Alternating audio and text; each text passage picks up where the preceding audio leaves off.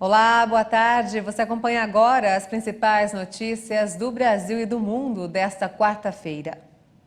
E eu começo essa edição com as manchetes dos sites dos principais jornais do país.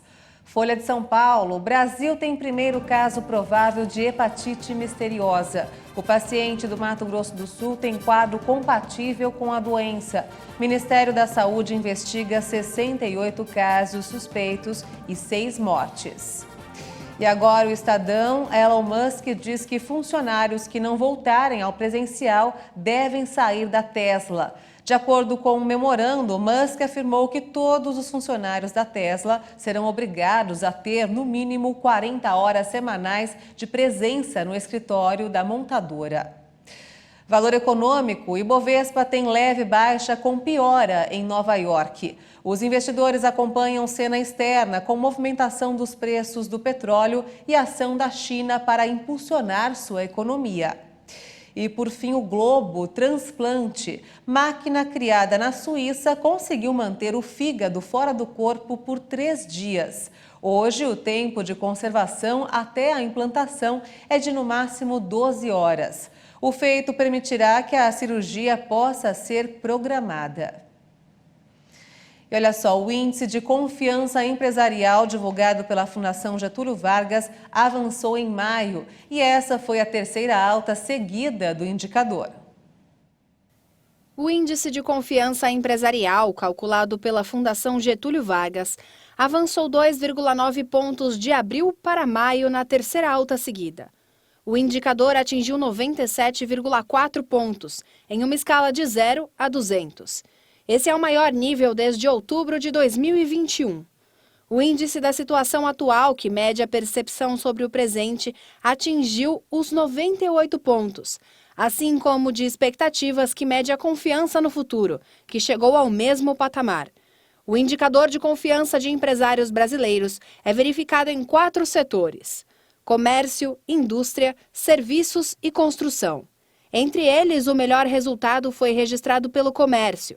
Apesar disso, o segmento ainda tem a menor confiança. Já a indústria continua com a maior confiança. Os serviços também subiram e a construção foi o único setor com queda. Termina nesta sexta-feira a segunda etapa da campanha nacional de vacinação contra a gripe e o sarampo. O Ministério da Saúde pretende vacinar 90% do público-alvo.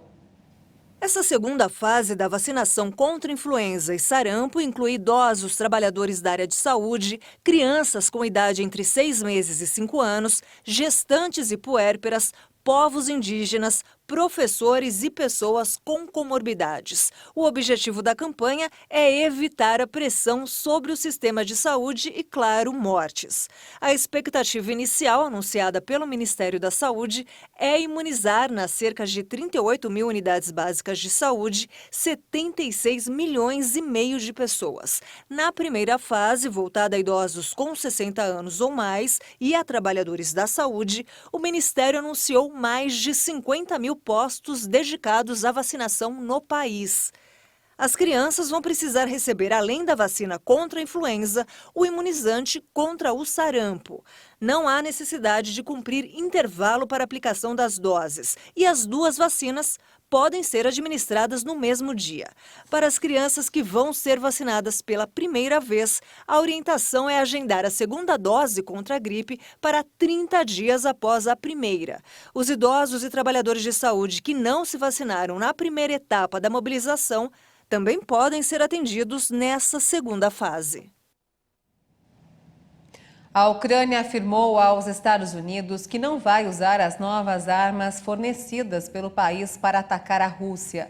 Mais cedo, autoridades de Moscou denunciaram que a doação de armamentos aumentou o risco de conflito entre russos e americanos.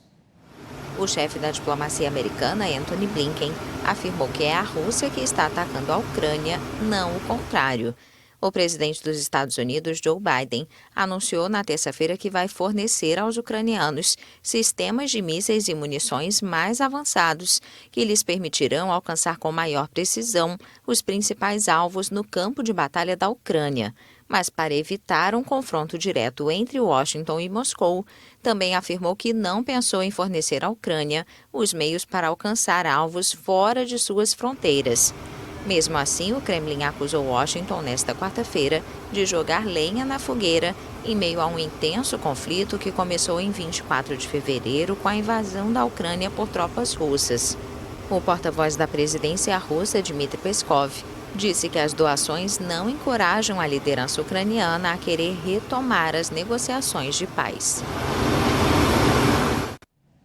Ao menos 4 pessoas morreram e 14 ficaram feridas após 2 terremotos atingirem hoje a província chinesa de Sichuan. Os feridos foram encaminhados para hospitais da região, segundo divulgou a imprensa estatal. O Centro de Redes Sísmicas da China indicou que o primeiro terremoto aconteceu na cidade de Lushan, seguido de outro de 4,5 graus no município vizinho de Baoxin. Na internet, moradores de várias cidades da província relataram ter sentido os abalos. Uma autoridade local do Partido Comunista Chinês disse que o sinal telefônico foi severamente interrompido após o terremoto. Quase 4.500 médicos, bombeiros, militares, socorristas e policiais foram mobilizados para operações de busca e resgate, atendimentos aos feridos, liberação de vias e transporte de moradores para um local seguro. Sichuan, uma região montanhosa e conhecida mundialmente por suas reservas de pandas, é atingida várias vezes por mês por terremotos de intensidades variadas. As notícias falsas ou fake news que atrapalham e prejudicam tanta gente agora também chegam com maior intensidade ao homem do campo. Olha só. Já há algum tempo as notícias falsas assombram e comprometem. Informações mentirosas ou defasadas que escondem maldade de quem as disseminam. Polêmicas, as notícias falsas, chamadas também de fake news, sempre estiveram presentes na vida do homem da cidade em diversos setores, economia, principalmente na saúde. Agora elas estão saindo da cidade e invadindo também a vida do homem do campo. E todo este transtorno gerado por conta das correntes de informações falsas foi o start para que os profissionais da Embrapa Agropecuária Oeste de Dourados elaborassem um artigo instruindo o produtor. A gente teve aí já no mês de abril, teve algumas consultas aqui e a gente explicando para o pessoal que nos ligava, a gente resolveu fazer um artigo para alertar, né, sobre isso, que é uma coisa que acontece todo ano. Só alertando que a Embrapa ela não faz a previsão. Mas como a gente está aí no setor agrícola, a gente procura sempre olhar as previsões que são feitas, né? Então a gente olha todos os sites internacionais de confiança, né? E os brasileiros, principalmente do INEMET e do INPE, né? Do CPTEC. Então a gente está informado aí. E tem outras instituições que fazem isso, né? Nós temos aqui no estado aqui a outras instituições também de pesquisa que vão alertar se algo muito diferente estiver para acontecer, né? Éder ainda lembra que é importante também sempre verificar a fonte, ou seja, quem está por trás da informação, principalmente quando o assunto são os eventos climáticos. Nós temos órgãos que fazem previsão do tempo no Brasil, são órgãos que têm qualidade de nível internacional, como o INEMET, como o INPE, então essas são fontes confiáveis. E normalmente quando tem um fenômeno para acontecer, nenhuma instituição do setor agrícola passa sem conhecer essa informação. Apesar de ter uma certa limitação das previsões, elas não acontecem sem uma previsão, um tempo mínimo de previsão. Então, se for acontecer algo muito grave, esses organismos agrícolas vão estar sabendo, né? Então, a gente tem que procurar em fontes confiáveis, até jornais, por exemplo, podem ser uma fonte confiável. O que não é confiável, fontes que não colocam data, que não colocam a origem dos dados. Essas são fontes que deveriam ser olhadas com cuidado. E essa edição fica por aqui. Eu volto logo mais no Jornal das 18h30 ao lado de Juliana Dariva com outras informações. Obrigada pela sua companhia e até lá. Tchau.